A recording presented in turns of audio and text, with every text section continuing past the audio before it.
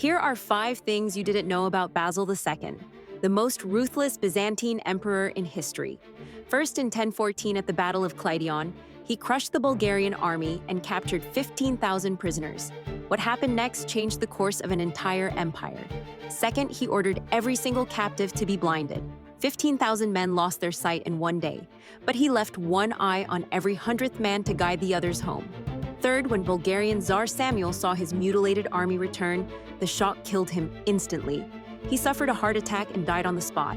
Fourth, this single act of terror ended the First Bulgarian Empire. After 200 years of resistance, they surrendered completely. Fifth, Basil ruled for 49 years and expanded Byzantium to its largest size since the 7th century.